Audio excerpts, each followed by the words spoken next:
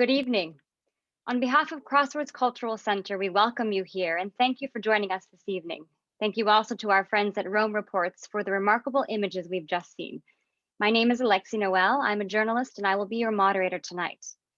Pope Francis made history as the first pontiff ever to visit Iraq, a visit that many never thought possible, much less in the midst of a global pandemic.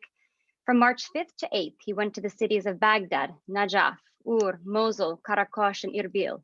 And though it has been just over 3 years since the Iraqi prime minister declared victory over ISIS, Iraq continues to suffer from violence and political instability. Pope Francis was not only greeted by countless Iraqi Christians, but also other Arabs and Muslims, and perhaps most notably, he met with the Grand Ayatollah Ali al-Sistani, who was one of the most important leaders in the Shiite Muslim tradition. How has this visit planted a seed of hope for the Iraqi people and for the whole world? And what role has this visit played in Pope Francis's broader mission of sowing the seeds of fraternity and unity? To discuss this, we are joined tonight by our distinguished panelists. His Excellency Gabriele Caccia, Permanent Observer of the Holy See to the United Nations. His Excellency has worked in the offices of the Secretariat of State, and he served as Apostolic Nuncio in Lebanon and the Philippines. His Excellency Sayyid Mohammed Bakr Kashmiri is the representative of the Supreme Religious Authority, Sayyid al-Sistani, and the founder of the Imam Mahdi Association of Marjaya, an organization aimed at supporting the Shia community in North America. His family lineage can be traced as far back as the Prophet Muhammad himself. Marta Zaknoun is a journalist and editor. She was born and raised in Jerusalem and graduated from the Hebrew University of Jerusalem with a master's degree in communication and journalism. Marta curated the exhibit, A People, a Face, a Newness in Everyday Rubble, documenting the lives of the Christian, Iraqi, and Syrian refugees in Jordan. Welcome to our panelists. Marta, let's start with you. Thank you, Alexi. I'm very honored to be here with you tonight and with our distinguished panelists. To start, I would just like to say that my contribution tonight is really founded on my experience of living in Jerusalem in the Middle East for a long time, and also on this encounter I had with the Iraqi Christian refugees in 2016 during the work on documentary. I would like, just before we dwell on the visit itself, I would like just to underline why this topic is really so fundamental for us here in the Western world and in North America. Why should we be looking at Iraq and at the visit of the Pope? And I'd like to do that by rethinking again of Pope Francis's speech, where he emphasized so much how much Iraq is the cradle of civilization for us, and it's also the origin, the beginning of the history of salvation for all of us with Father Abraham. And so I'd like to also recall a conversation I had, an interview where Monsignor Pizzaballa, who is the current patriarch in Jerusalem, said to me about this specific matter. Why do we look to the Middle East? Why do we look to these holy places? And he said, there is a history of salvation and there's a geography of salvation. And both of these aspects matter to us as believers, as Christians, and as Catholics. They are part of our origin and our history. And so the communities there, they are part of us and we are part of them in a certain way. So before I start sharing my thoughts about the visit, we would like to propose to you tonight an interview with Father Haitham Yalda. Father Haitham lives in the Holy Land, he serves there, and because of the time difference, he could not participate in person. But he shares with us here his witness. He is a Franciscan Iraqi friar, and he went to Iraq to prepare for the visit of the Pope and followed the Pope in the different stages of his visit. So we have a first-hand witness here of what the Iraqi people experienced during this visit.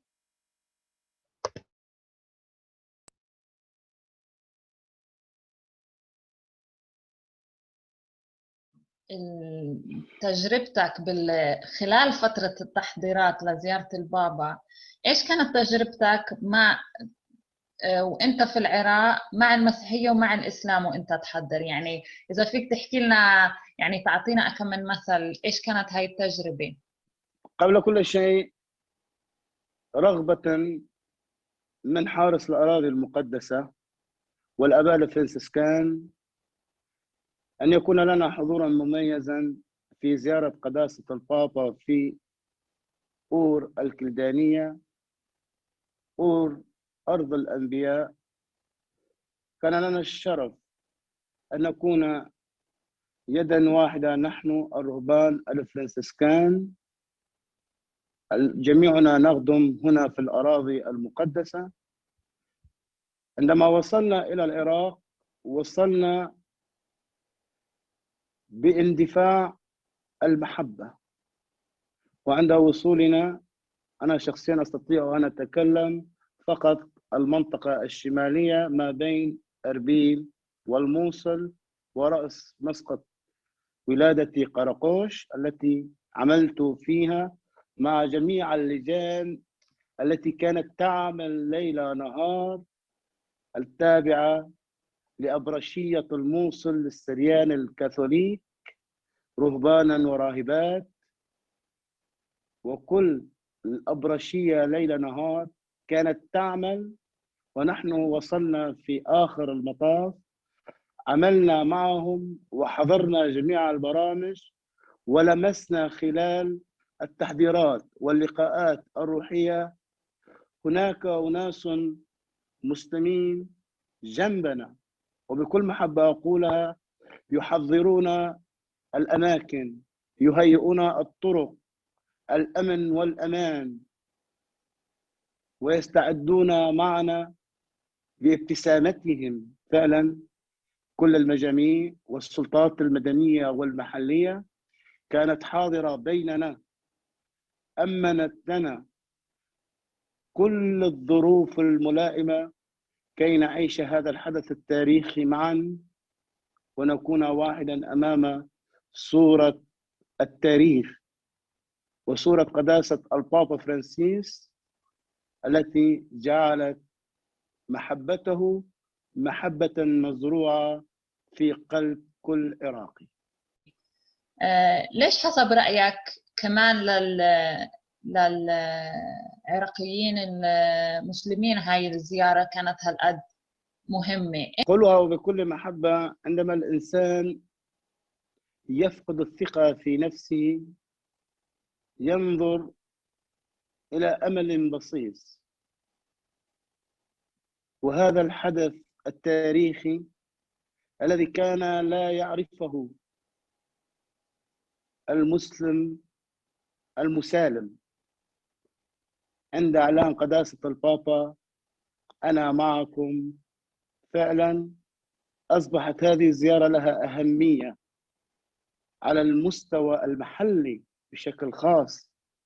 من كرد، من سنة، من شيعة، ونعرف أننا جميعا العراق غني بطوائفه، غني بقوميته، غني بكل مختلفات مكوناته، لكن قداسة البابا جعل مكونا واحدا لكل مسلم ومسيحي وصابي وكردي ودرزي.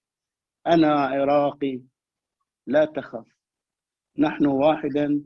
هذه الكلمات التي قالها البابا كانت بحد ذاتها رسالة لكل عراقي مسالم، ولهذا شعرنا بهذا الجو الذي لائم المحبة والألفة والتآخي. وأقولها كيفما رأينا على شاشات التلفاز والتواصل الاجتماعي، البابا عند زيارته بيت أبينا إبراهيم في أور لا يوجد مسيحيين، من استقبله هو مسلم بابتسامته، بفرحته، برؤيته إلى شيء بحاجة له، السلام. وعندما التقى بأعظم شخصية تاريخية التي هي تلمس آيات الله السيستاني بالنسبة للعراق حدث تاريخي، هذا الشيخ الكبير يلتقي بالشيخ كاثوليكي كي يقولوا للشعب العراقي نحن معكم، ولكن بحاجة أن نتوحد. فوحدتنا اليوم انطلقت من هذا اللقاء الأخوي الذي جعل العراق يدا واحدة. أبونا، أنت عشت سنين كثيرة في العراق. بالنسبة للمسيحية في العراق، اللي عاشوا يعني الحرب وعاشوا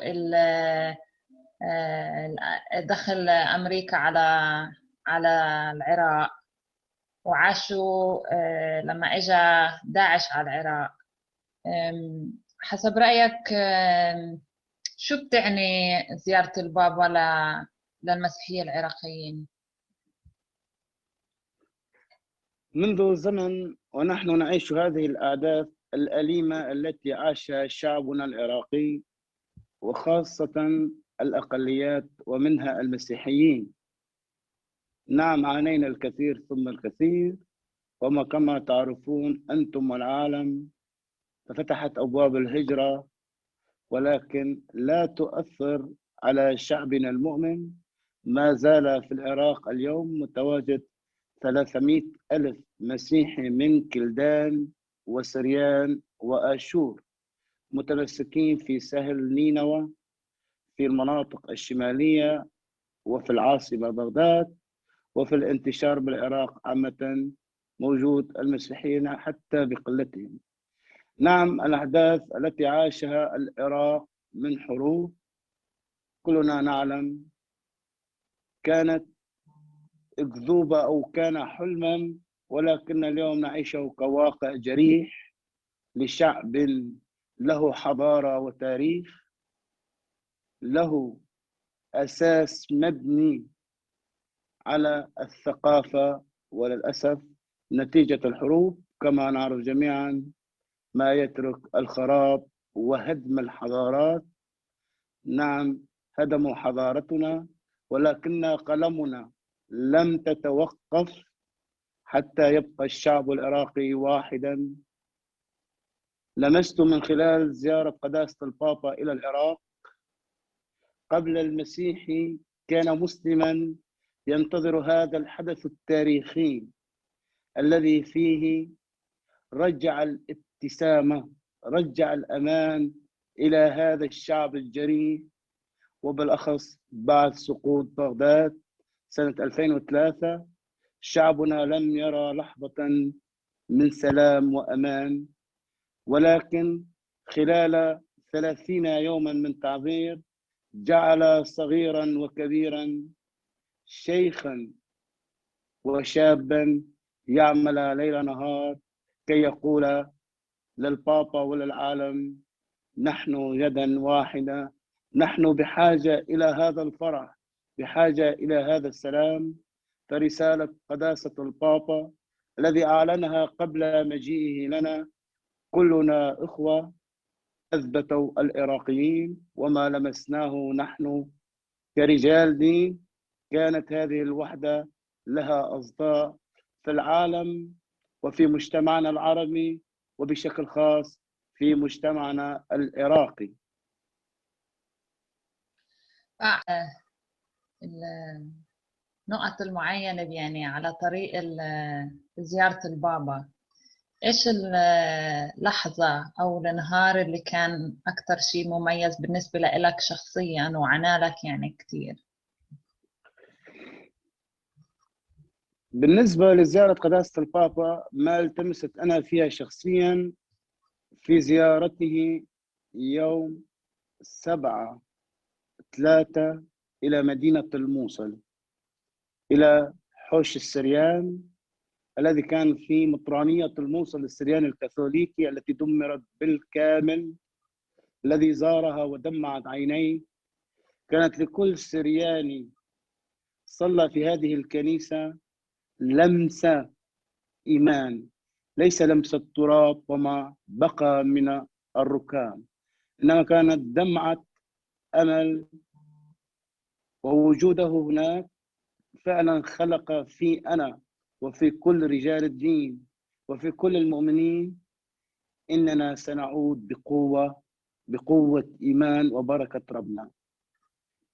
عندما زار كنيسة مسقط ولادة قرقوش الكنيسة الطاهرة الكبرى، عندما دخل إلى الكنيسة شع نورا مميزا لم يكن يتوقعه أي قرقوشي وأي سرياني في دخوله ببساطته.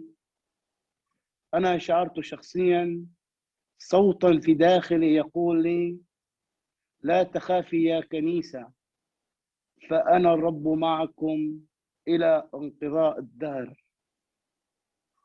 فعندما وصل إلى الهيكل فعلا كأنها كانت شرارة أمل سنعود بالإيمان. الرب لم يتركنا أبدا.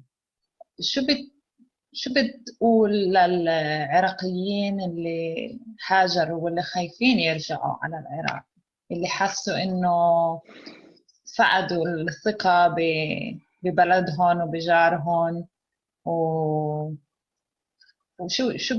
شو بتقول لهم بعد هاي الزيارة؟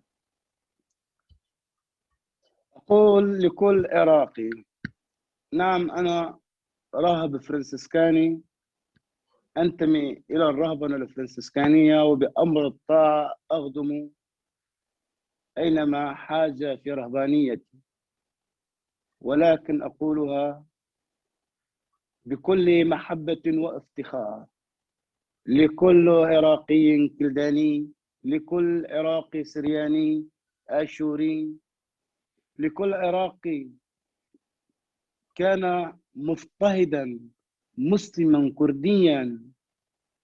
أقولها اليوم: العراق ينتظركم، ليس العراق الذي تركتموه جريحا، ليس العراق الذي تركتموه في قمة الفوضى والحروب، إنما اليوم معا سنبني عراقا جديدا. العراق بحاجة لثقافاتنا المنتشرة بالعالم. العراق بحاجة إلى كل العقول المفكرة التي تشردت، التي تركت ما وراءها. نحن نستطيع أن نخلق الأمان، نحن نستطيع أن نخلق الفكر الجديد اللي تعلمناه واللي انزرع في قلوبنا. نعم، هذه كانت أضرار الحروب المتراكمة ما جعلنا نترك بيوتنا. فأقولها بزيارة قداسة البابا: فتح لنا طريق جديد وجعلنا أمام العالم صورة جديدة التي لم كان يذكرها العالم ولم كان يعرفها بكل حقيقة، وأقولها بكل معاني حياتي. من كان يتذكر أور الكلدانية هي في العراق؟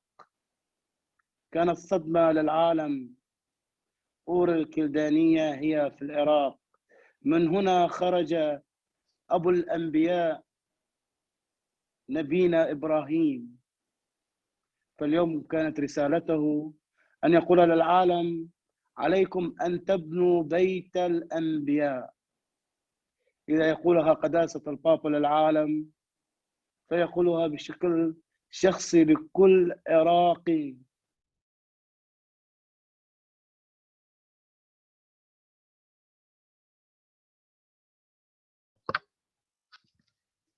So I'd like to share with you now my thoughts about this visit and why it really fills us with hope.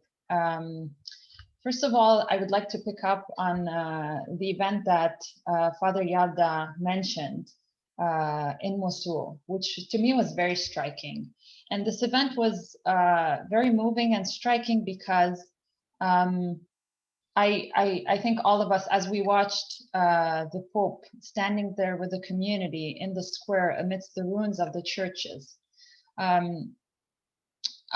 there was something almost surreal about that moment, something incredible about that moment. Who among us in 2014 or 2016, after in an Iraq that was torn by war, with the invasion of ISIS, who among us would have imagined that this moment is possible? And so for me, just the fact that the Pope was standing there was already a great source, a sign of hope, really. And at the same time, there was something extremely powerful about it. And if I dare to say, it's something that almost a manifestation of really the glory of God in a way, because I recall a conversation with a refugee, an Iraqi Christian mother in the refugee camps in Jordan. Her name was Intisara, and she said to me, I would rather live in this trailer than renounce my faith. And I offer this for the glory of God. And to me, the witness of the people that stayed in Iraq, the witness of the people that had to leave Iraq for their faith, the witness of the martyrs that died in the churches of Iraq, all of these witnesses, in a way, are what make this moment so powerful and incredible, because this moment of communion with the Pope is really a sign of the glory of God, because I don't know how else it would be possible, really, if it hadn't been for the simple witness. And the other aspect that really made it very powerful is that it's by no means, a political victory, a strategic display of power. His presence there was very simple and humble, and the people that waited for him waited with eagerness and simplicity, all the people of Iraq. And I think this moment, because of that, was more powerful than any political victory, in a sense.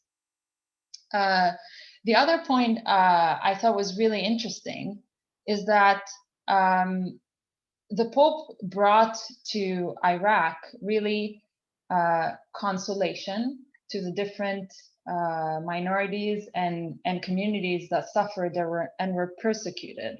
He not only acknowledged their pain, but really brought consolation to them.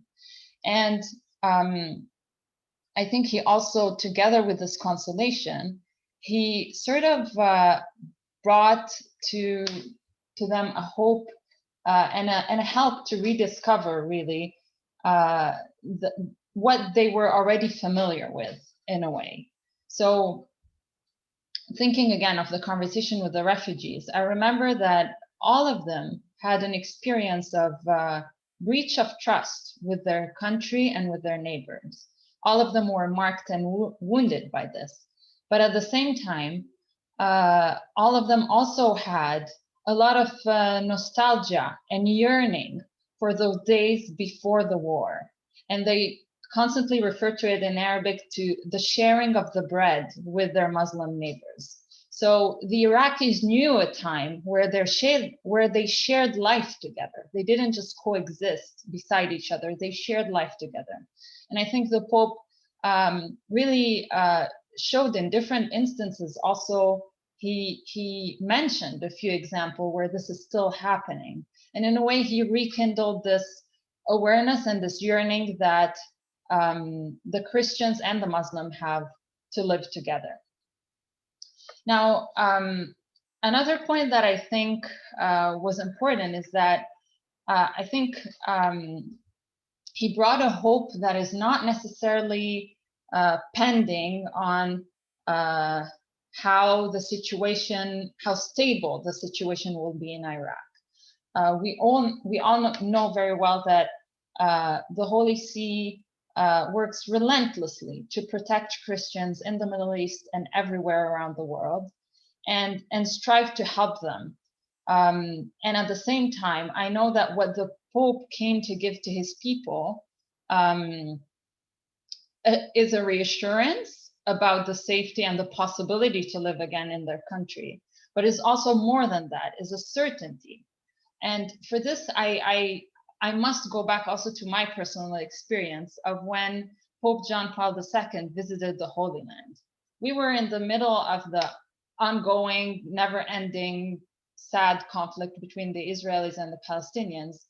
And what Pope John Paul II brought to us as Christians was a confirmation of the path we're on, reawakening of our understanding of what we belong to as a people of the church, and a real sense of communion.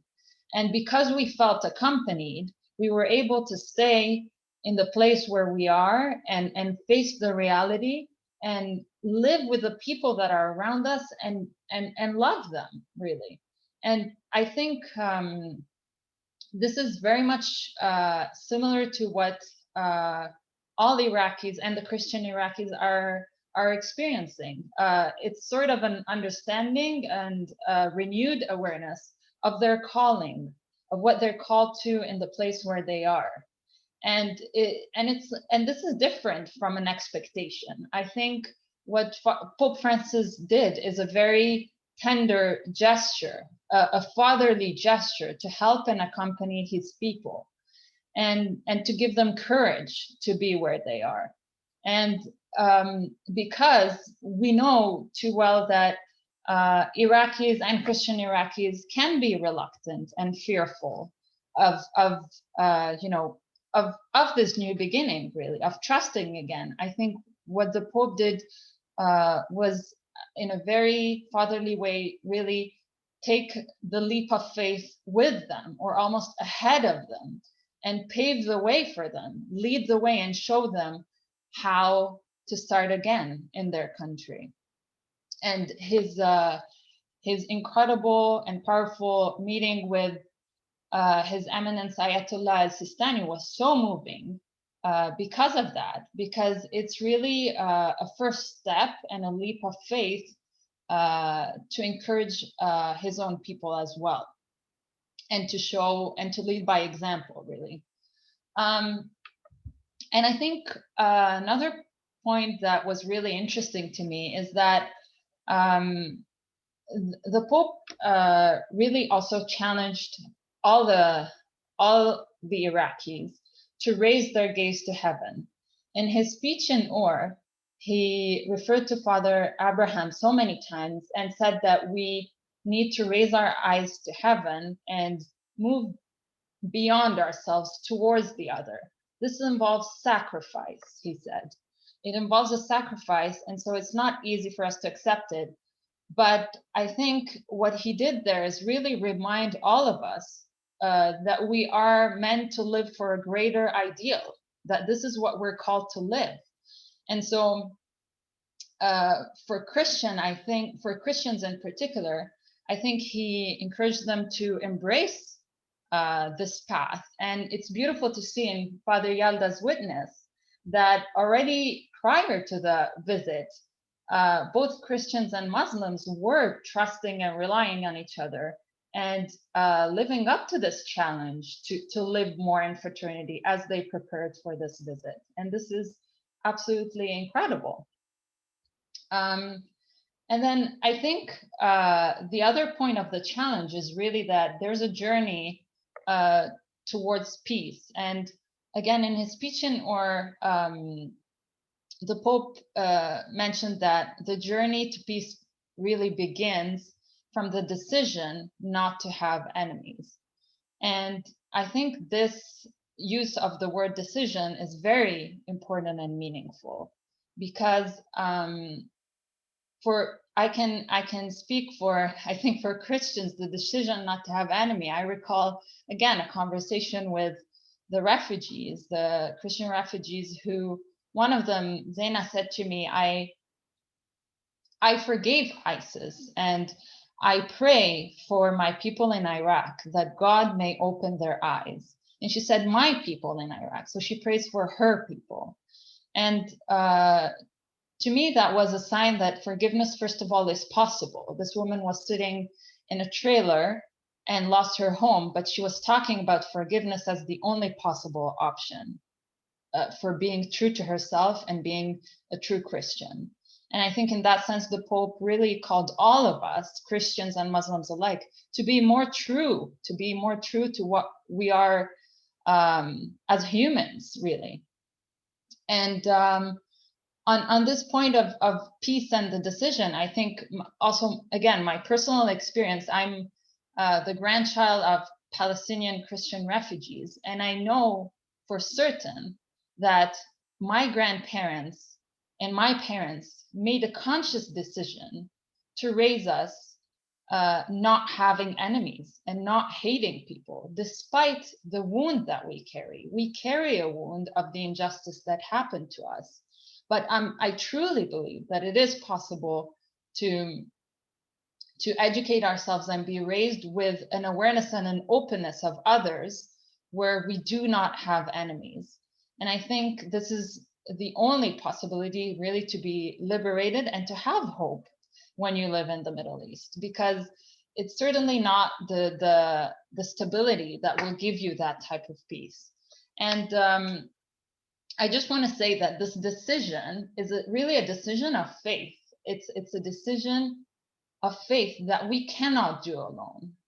As Christians in the Middle East, to make that decision to forgive and to live where we are, it's a decision that we need to be accompanied in. And this is why I think the Pope's visit was so powerful and so meaningful for all the Christians of the Middle East. And it really gave us hope against all hope, really.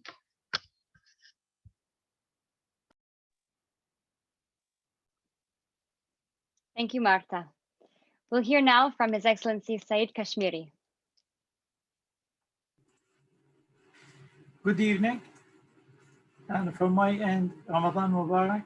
We are going through month of Ramadan, month of spirituality and fasting, and feeling the other needy people wherever they be, and the month of humanity.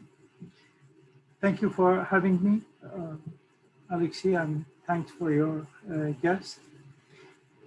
From our perspective, my understanding, there's a lot that can be addressed about the visit of Holiness Pope Francis to Iraq.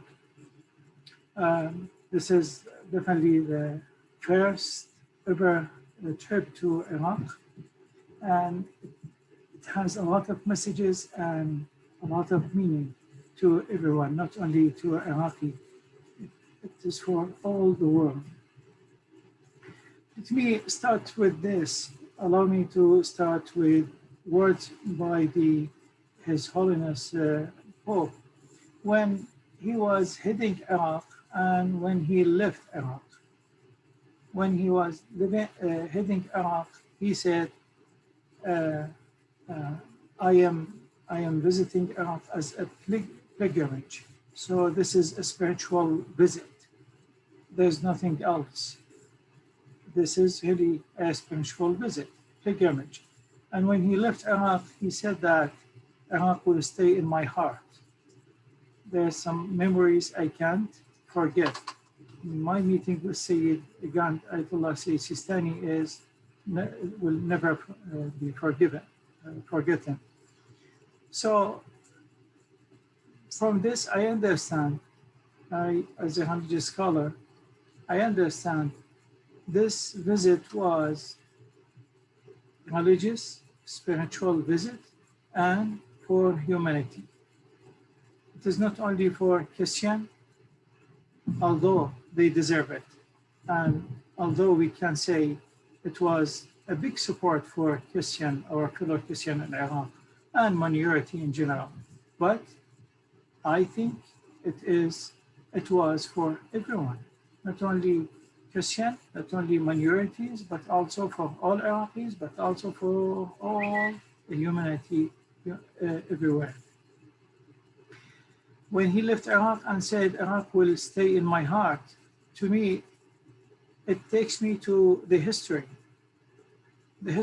of not Iraq only, of our existence, the history of the world, when our grandfather, second grandfather, first was Adam, and second was Noah, and Nabi Noah, Prophet Noah, who was in Iraq, who was in Mosul, in Nineveh, and all the way, go through all prophets, you pass Abraham, the father of prophets, as we heard several times right now, and ending by today, where there are two religious highest religious authorities among Muslim and Christians.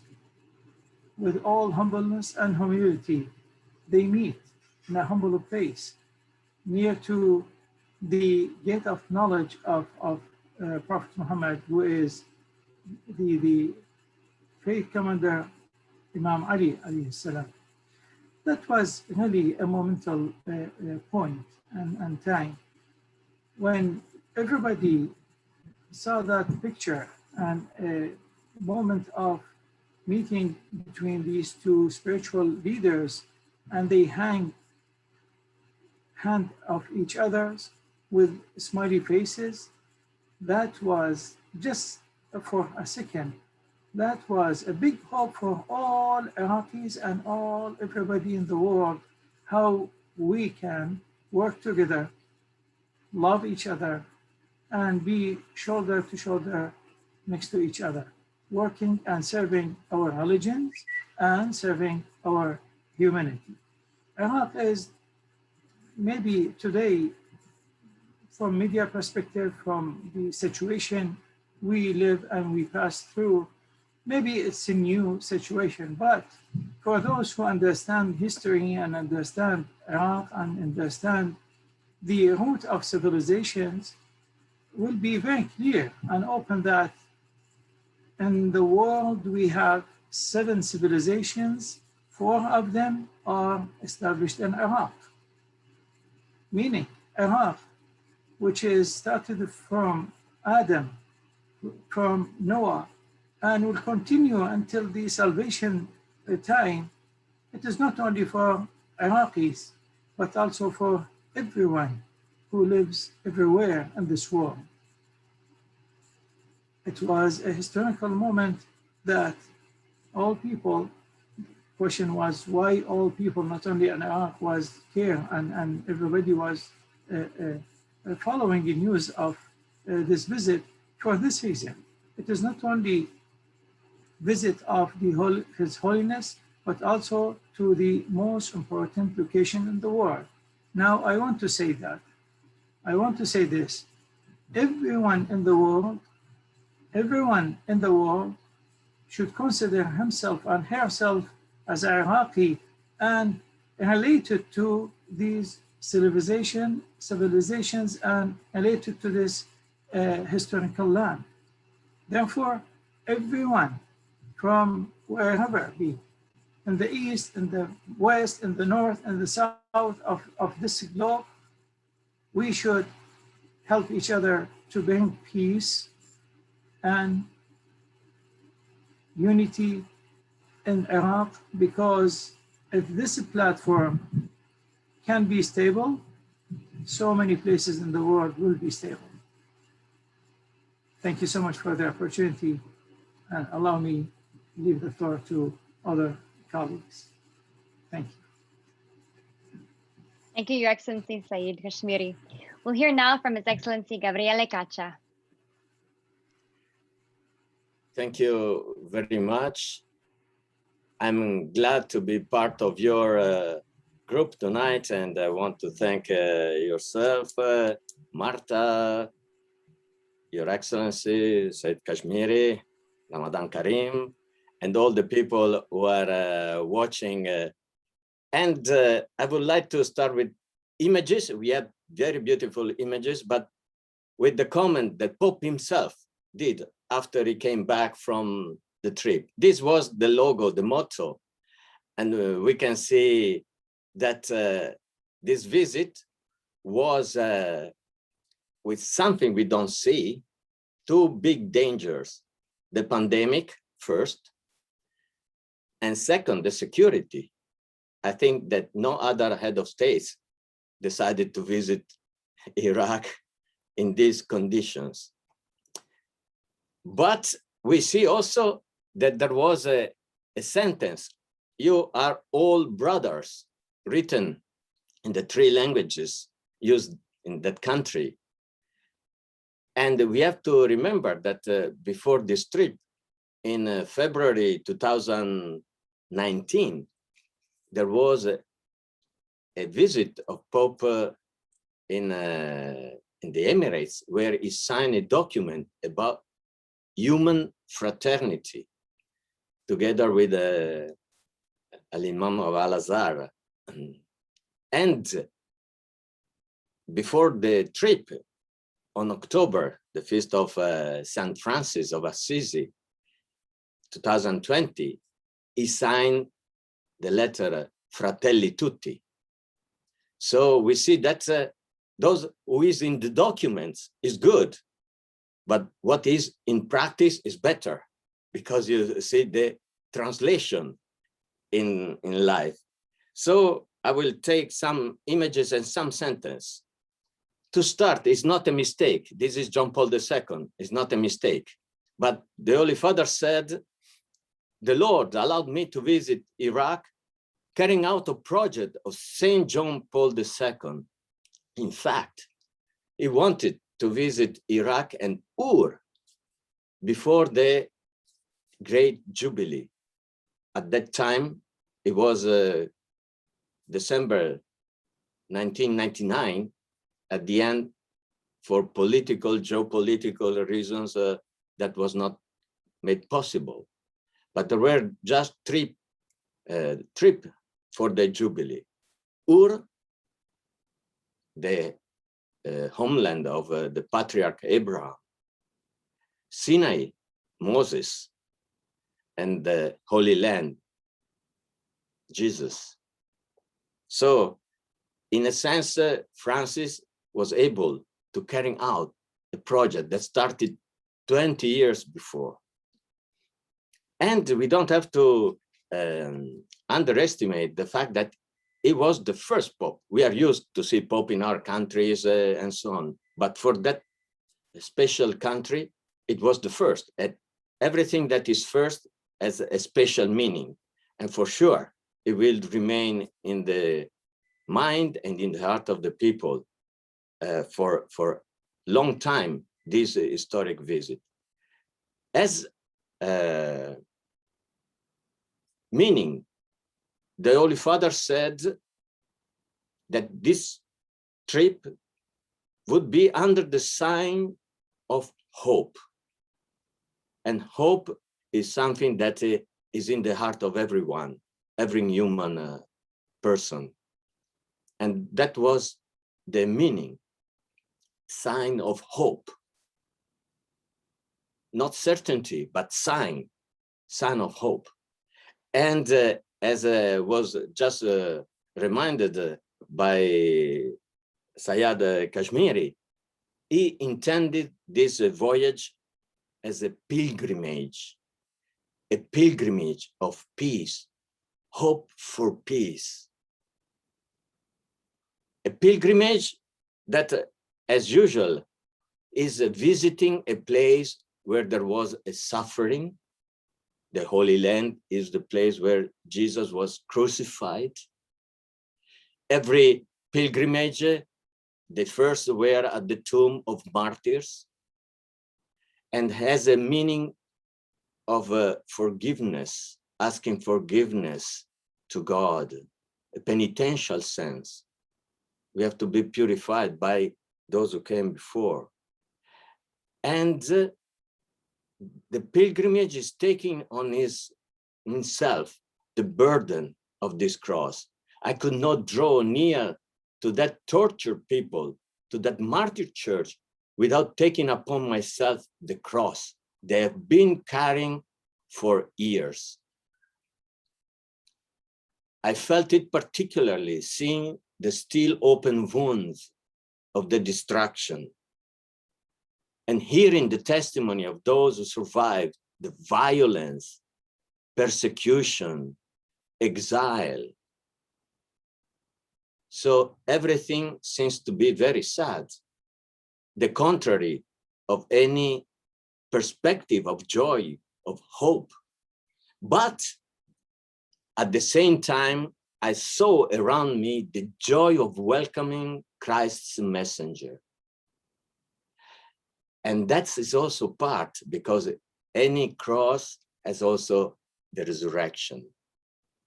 And was this joy that they showed, because they are very hospitable people. When somebody comes to see you, you don't show that you are in trouble, but you want to honor the other. You focus on the other, not on your pain. And he experienced that. And that's joy is part of this pilgrimage. And the Pope said they have the right to rediscover the dignity that belongs to them. And to be visited means you are worthy of my visit. You are not a foreigner. You are close to me. You are near to me. I want to see you where you are.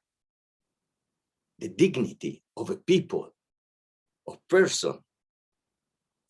And we can say that this image in Ur, where all the religious leaders were together, we are all brothers and sisters.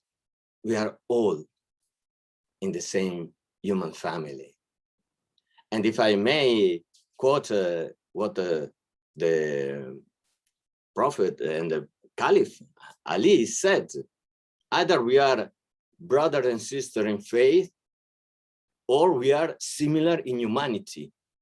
So means that there is something that goes deep in every person. And this is the message. As it was told so well, Mesopotamia for centuries and millennia has been the cradle of civilization, cradle of agriculture, cradle of writings. The library of Baghdad for centuries was the richest in the world.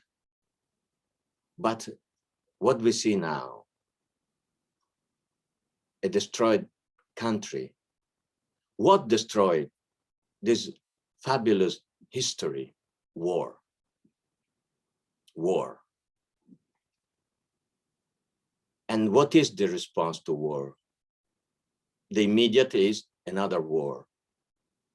The response to weapons immediately would be bigger weapons, more powerful weapons. But these are false responses. And he asked himself, the Pope, I asked myself, who was selling the weapons to the terrorists? Who sells weapons today to the terrorists who are carrying out massacre in other areas? The response to war is fraternity. As we have listened before by those who talked before me, is fraternity. Is the decision not to have enemies. This is what changes the world. And fraternity came from the ecclesial encounter in the Syro-Catholic Cathedral of Baghdad. That was in 2010, the first that was attacked during Mass in the evening. I still remember, I was in Lebanon, and we were all shocked, Muslims and Christians. Because also the idea that a place of worship is a kind of oasis of peace, shouldn't be touched. But it being a place where a crime was committed became a sign of new hope, of rebuilding, because of the decision not to have enemies, but brothers and sisters. A message of fraternity in Mosul and Karakosh, where many of the Christians used to live, majority maybe of population, Christian population.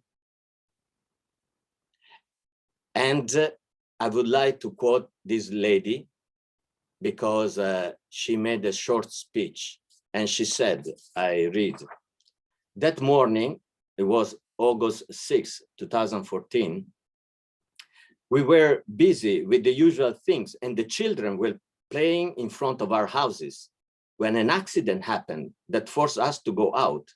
I heard a mortar shell and ran out of the house. The children's voices fell silent as the screams of the adults increased, they informed me of the death of my son and his cousin, and of the young neighbor who was preparing for marriage. The martyrdom of these three angels was a clear warning. If it had not been for that, the people of the village would have remained and would have inevitably fallen into the hands of ISIS.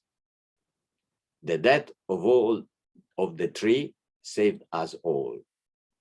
And she added, it is not easy for me to accept this reality because human nature often overlaps the call of the Spirit. However, our strength undoubtedly comes from our faith in the resurrection, a source of hope. My faith tells me that my children are in the arms of Jesus Christ our Lord, and we, the survivors, try to pardon, to forgive the aggressors, because our Master Jesus forgave his executioner. By imitating him in our suffering, we testify that love is stronger than everything. Touching a simple mother who lost children. And so we see that a message also of fraternity came from this sharing, as Martha was telling, this sharing of the bread. There were not just Christians there, the sharing of the bread. And that fraternity comes also with the work together. There were witnesses that they are trying hard to rebuild, to prepare, as Father Yatta told in his testimony. Muslims are inviting Christians to return, and together they are restoring churches and mosques. There is a possibility to rebuild this fraternity. Hope in the capacity not to have enemies. And of course, there is also a play that the government, the institutions have to do, as they also did. We have seen beautiful images, a wonderful welcome, both in Baghdad and also in Erbil. The rule of law. We have to make possible for everyone to be citizens and to live together as Iraqi people before any division. And so a big role is played by also the institution, the government, the mayor, all kinds of institutions. But in the end, fraternity is always the fruit of an encounter. And as it was quoted, I'm particularly grateful to Grand Ayatollah al-Sistani for our cordial meeting in Najaf. It's an encounter. That's where peace, hope starts. And without many words, this image tells volumes about our duty. And the last word were, may God, who is peace, grant a future of fraternity to Iraq, to the Middle East, and to the entire world. And I would add this very beautiful sentence that the Holy Father also said in another occasion. While solidarity is the principle of social planning that allows the unequal to become equal, fraternity is what allows the equal to be different people. Fraternity allows people who are equal in their essence, dignity, freedom, and their fundamental rights to participate differently in the common good according to their abilities, their life plan, their vocation, their work, or their charism of service. That was the seed of hope that was planted. And I'm sure and I pray that it will grow for the good of the Iraqi people, but as was said, for the good of the entire world. Thank you so much. Thank you again, Your Excellency, and thank you to all of our panelists. Time permitting, I would like to ask a round of follow-up questions, and we'll go in the order of that you just spoke. Your Excellency, Katja, I'd like to touch on something that you just mentioned. Since the first century, Christians have lived in Iraq, but in the past 2 decades, the Christian population has fallen by over 80%. Pope Francis emphasized the need for Christians there to forgive and rebuild. Is this the time for Christians to return? And is there a path forward for them to return? What could that look like? And what would they need from the Muslim community? Marta, let's start with you. I think, again, I look at this from the perspective mainly of Iraqis that left, that I had the possibility to meet. I think the people that had to leave, let's keep in mind, abruptly, and they left behind them their jobs, their homes, and everything they possess. And so I think for them to be able to return, they need to return to some sort of possibility to rebuild something, to begin again with their jobs. So for sure they need the safety of the jobs, of being able to send their children to school and to university and give them a future. Because I recall, I think one of the hardest really aspects of their lives as refugees was really that also the education of their children was interrupted. That was very distressful for them. So I think when it comes to the practicalities of life, if we think of our life and of what we basically need to live in a place with safety, I think this is one thing they really need to have. And then at the same time, I think they need some sort of reassurance also, which they started to experience, I guess, with the visit of the Pope, that it is possible to go back to living together in a way that respects also their rights and their rights to practice their faith and to be free and to be citizens of their country as they were before, because all of them were integrated before the fall of the regime. They were part of the Iraqi society and they contributed to their society. So I think it's also really making sure that when they do go back, their dignity and their right to be who they are is safeguarded, really. And then I guess for the more political and diplomatic levels, I think the other distinguished speakers are more entitled to speak. Thank you, Marta. Your Excellency Kashmiri, let's hear from you.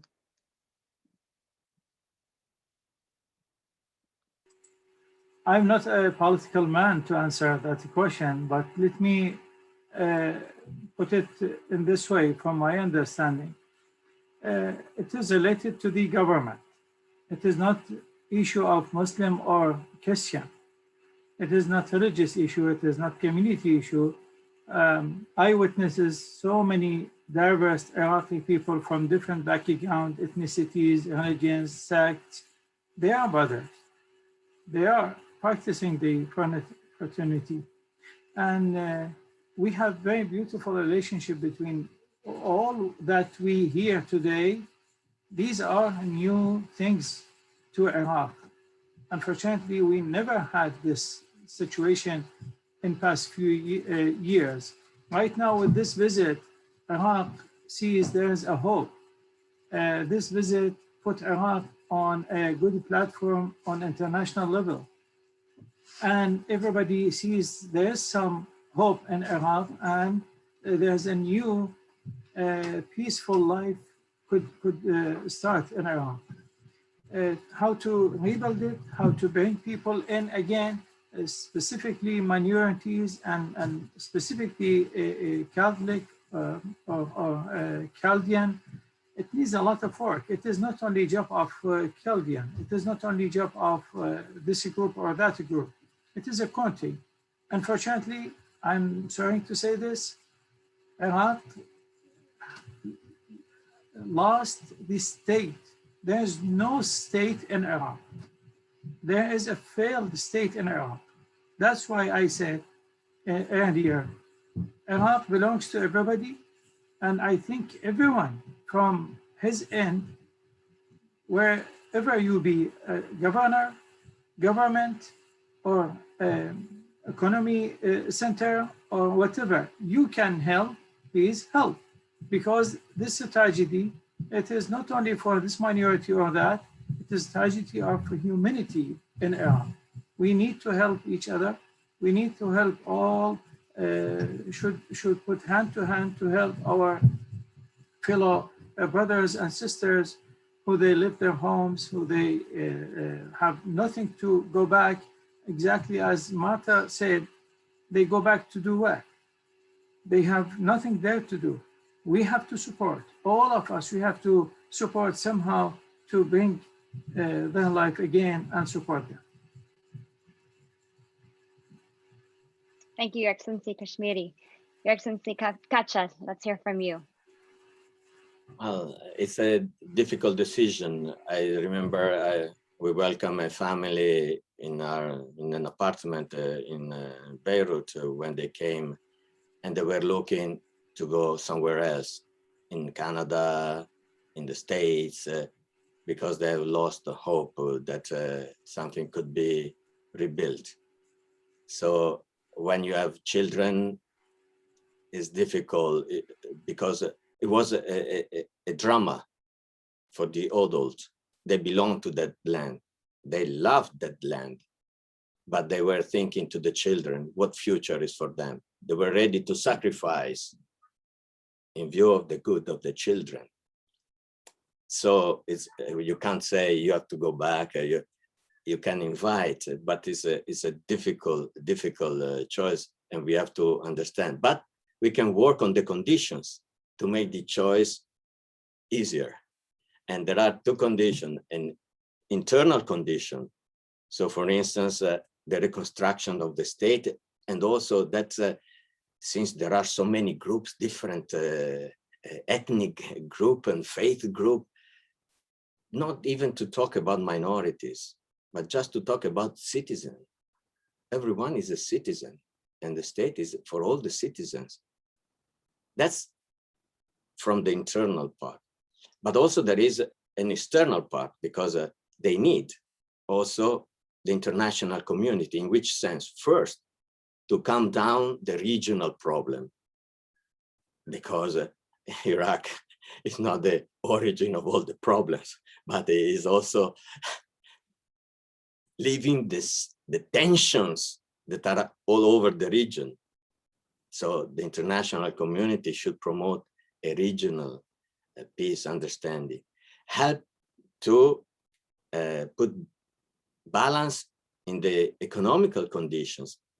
Iraq needs funds to be rebuilt and to give opportunity of work and this. And especially there should be an attention to the refugees, IDPs, inside, outside. Many have to leave, if not the country, but are living. And this is also something that together the international community could help.